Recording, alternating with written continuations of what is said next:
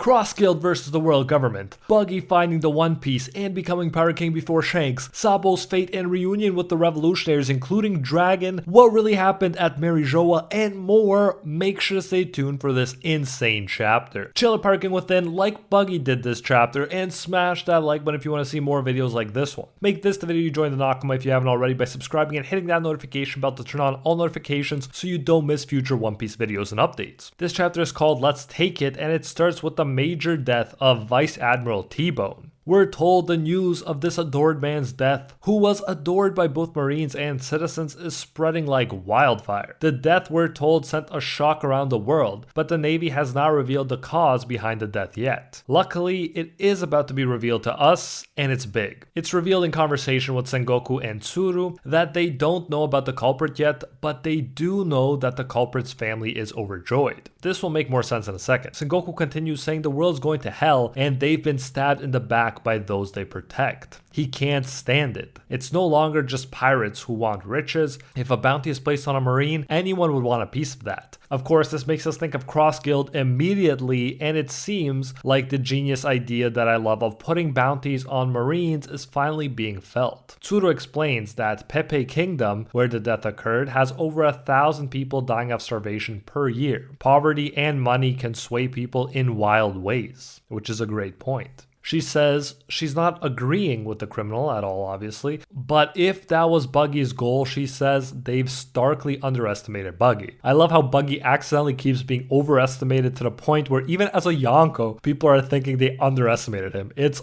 awesome. I love it. But of course, this amazing idea is having an effect, and we're finally seeing the implications, which are crazier than might have first been imagined. At first, we might have thought that pirates would be going after the Marines for money, but now it's potentially anyone who wants or needs the money, which could even be good innocent people whose families are starving. This is dangerous for the Marines, not only because it's more enemies, but they're protecting these people, and so their guard will be down, and as Sengoku says, this can lead to getting stabbed in the back, even by weak people. The implications are insane for sure, because the Marines will start to mistrust citizens, citizens will start to mistrust Marines, and in the end, the influence and functionality of the world government and Marines falls apart. Once again, love this Marine bounty idea even more now. Sengoku straight up points to the big dilemma: can they risk their lives to save citizens if they fear being killed by them? They decide that they must strike back at Cross Guild quickly, otherwise it will only lower morale, as explained, and weaken the Navy. The implications are so hype here, as we may be seeing admirals fight Mihawk and Co. real soon.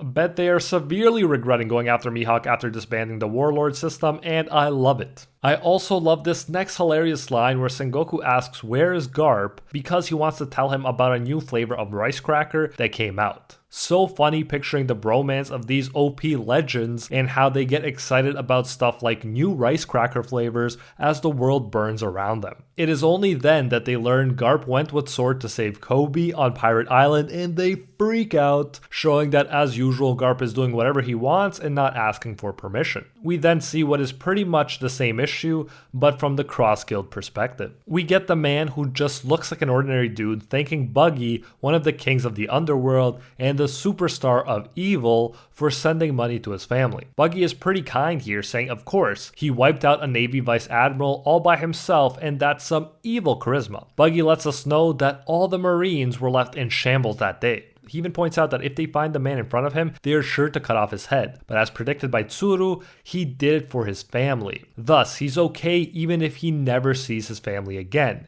It's much better than seeing them starve to death, he says. But Buggy says that he should relax and he'll take care of him the pirate way. So he's even portrayed as a Robin-esque individual despite loving to adopt the word evil. It seems like he might be saying that he'll protect the individual just like Yonkos have been known to protect entire countries by associating with them. One of the things when I think about Yonko is definitely protection. We're then interrupted for one of my favorite parts in the chapter. We're told Cross Guild's ship is complete and get a flashback of Buggy telling Mihawk and Crocodile to leave the ship to him since he knows some talented shipwrights. Of course, the plan backfires again like with the poster, but even worse. This time Mihawk and Crocodile aren't even present, and to Buggy's shock they made the bow a giant buggy head, to which of course Mihawk and Crocodile wonder why they have to get on a ship such as this. Buggy knows this is gonna be bad. When they ask him politely to keep up appearances, why don't they go to the conference room? Buggy is crying at hearing this. While the crew at large is celebrating the best ship ever, we jump to the conference where we see a very beaten up Buggy head. And I get the joke, but man, I don't like seeing Buggy getting so badly treated, even though it's what we gotta expect at this point, I guess. But it feels like Oda kind of sensed this and gave us some great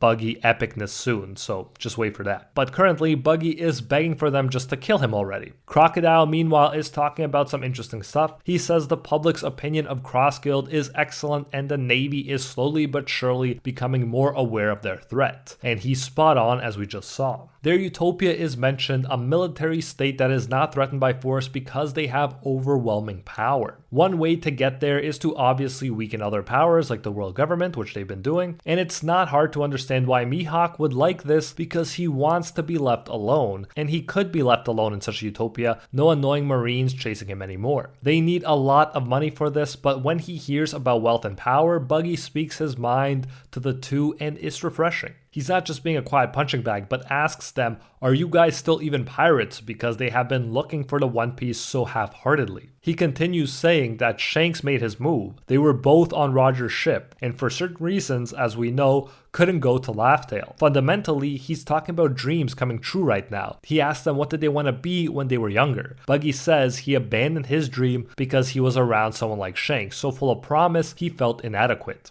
We get a flashback to the 24 years ago on the day of the execution conversation between Buggy and Shanks. Buggy is furious, saying, you said you'd take your own ship to Laugh-Tale someday, but Shanks at this point says he changed his mind for now. Keywords, he's not aiming for that. But he'll keep being a pirate, he says. This seems to be why Buggy was so upset and said he would never be a subordinate to him because he's a coward. He was disappointed because he really believed in Shanks and that he could be the next king. So to see him not going for it frustrated Buggy to no end. He thought that Roger wanted them to live on as pirates and continue his legacy, so he says again he won't forgive Shanks for losing his treasure map and that next time they will be enemies. It seems clear now, though, that he was upset that this guy that he looked up to and made him feel like he couldn't achieve his dream was too scared to go after it. Although we know that there has to be a good reason that Shanks didn't go after it right away, and it could be his conversation with Roger, which we weren't privy to. Back to the present, and Buggy is passionate. He says Shanks is on the move. You can call it fate or an accident, but somehow Buggy managed to get to this status as a feared Yonko like Shanks. So he cries out, I too want to be the Pirate King, you know. You gotta respect that despite it being Buggy,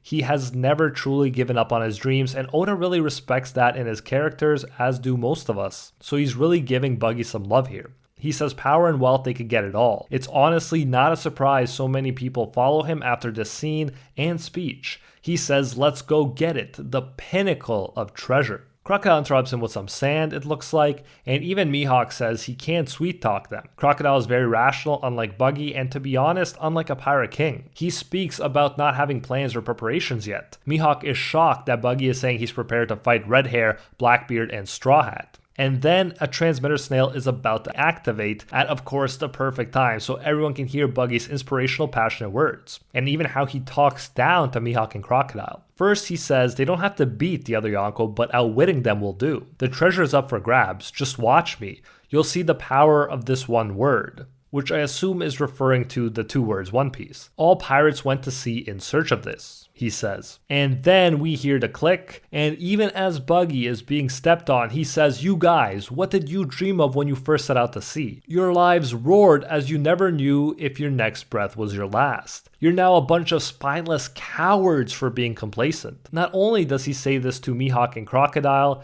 he says it for everyone to hear. He's actually sounding like the leader here, and you gotta love it. The ability to keep dreaming and not get realistic is in itself a superpower that Buggy is providing Cross Guild. He says reach out for the one thing you want most of all, and I'll be right there alongside you guys. He's pretty much saying screw plans, preparation, the other Yonko, let's just do it, and I'm here for it. Loving Buggy right now. He says let's take the One Piece, igniting the whole crew, and now Crocodile and Mihawk, realizing what happened, are upset, even sweating. But everyone else who loves to see Buggy calling the shots should smash that like button right now if you haven't already, just saying. I love how he's just going for it and manifesting as well, even if it's not in the conventional way. And because of this moment, Mihawk and Crocodile will probably have to follow suit and make this proclamation a reality as best they can, so as to show they have the power they want others to believe they possess. And so the government is in bigger trouble than ever,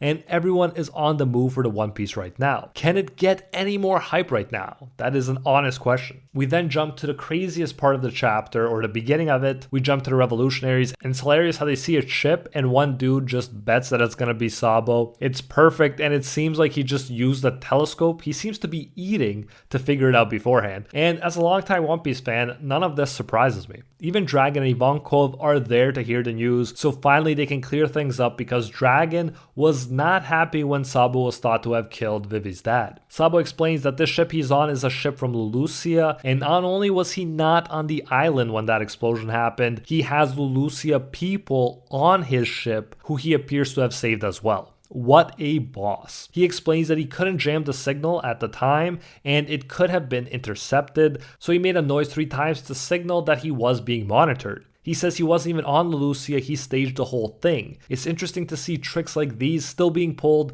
It reminds me of when Sanji delivered wrong information to Crocodile back in the day over Snail. It's cute to see Koala's reaction as well, from angry to so worried. We find out some Lulusia people even want to join the revolutionaries, which makes sense. The cause is growing, which I love to see. Dragon apologizes that they went through the trouble of saving Kuma, even though he was probably programmed to return to Morijoa anytime. Then some huge news is set up. Ivankov says you don't plan on letting any of the officers hear this, to which Sabo says no, because just hearing it can put your life in danger. And isn't that just the most earth-shaking and hype lead up? You know that this news is going to change everything in One Piece. He continues saying this year's reverie was complete chaos. I'll tell you everything he says that happened at the Holy Land of Morijoa, and you know it's gonna be the biggest news. We're ensured by the narrator that it is not a tease, since they say the truth will be revealed, and so we will no doubt be privy to it, and I can't wait. Now every Yonko is going after the One Piece, and if you want to know everything you need to know about the hypest of One Piece groups, you don't want to miss my All Yonko and Their Powers Explained video, link on screen right now.